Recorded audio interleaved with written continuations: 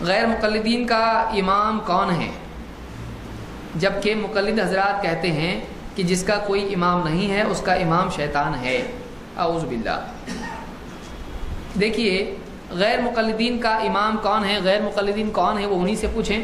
اہل حدیث کا امام ابن کثیر رحمۃ اللہ علیہ فرماتے ہیں کہ یوم ندعو کل اناس بامامہم، قیامت کے دن ہم لوگوں کو ان کے امام کے ساتھ بلائیں گے۔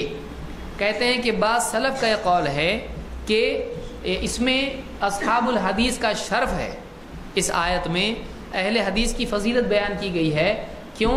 اس لیے کہ اہل حدیث کا امام اللہ کے نبی صلی اللہ علیہ وسلم ہے۔ تو ابن کثیر نے سلف کا قول ذکر کیا ہے کہ اہل الحدیث کا امام کون ہے؟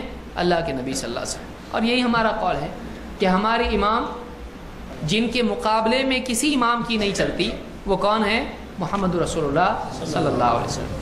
ہم تو ابراہیم علیہ السلام کو بھی امام مانتے ہیں، کیونکہ اللہ نے خود کہا انی جاعلک للناس اماما، میں تم کو لوگوں کے لیے امام بناتا ہوں، تو وہ بھی تو امام ہے۔ اور ہم علماء کرام جو محدثین تھے اور فقہا تھے ان کو بھی امام مانتے ہیں، تو ہم سب کو امام مانتے ہیں، کسی ایک کا نام کیوں لیں؟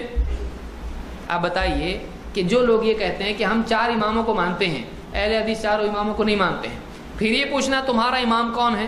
اب انہی سے پوچھا جائے آپ کا امام کون ہے تو 4 نام ذکر کرتے ہیں نہیں، تو پھر آپ 4 اماموں کو کیسے مانتے ہیں؟ اگر واقعی آپ 4 اماموں کو مانتے تو آپ سے جب پوچھا جاتا کہ آپ کا امام کون ہے تو آپ 4 نام ذکر کرتے ہیں، ایک امام کا نام ذکر نہیں کرتے ہیں۔ اہل حدیث کا امام کون ہے؟ اہل حدیث کا امام اور نبی اور رسول محمد صلی اللہ علیہ وسلم سب سے پہلے، جن کے مقابلے میں کسی کی نہیں چلتی۔ پھر بعد کے ادوار میں بھی اپنے اپنے دور کے اعتبار سے امام تھے، محدثین میں سے امام البخاری ہیں، امام مسلم ہیں، وغیرہ وغیرہ وغیرہ۔ فقہا میں سے اور محدثین فقہا میں سے امام احمد بن حنبل ہیں، امام ابو حنیفہ ہیں، امام شافعی، امام مالک ہیں، یہ سب ان کو سب کو ہم امام مانتے ہیں۔ اہل حدیث کی کتاب میں آپ دیکھیں ان کا نام امام سے ذکر کرتے ہیں، یوں کہتے ہیں احمد نے کہا، نہیں کہتے امام احمد نے کہا۔ تو اہل حدیث دوسروں کو بھی امام مانتے ہیں، لیکن کسی ایک کو لے کے سب کو چھوڑتے نہیں۔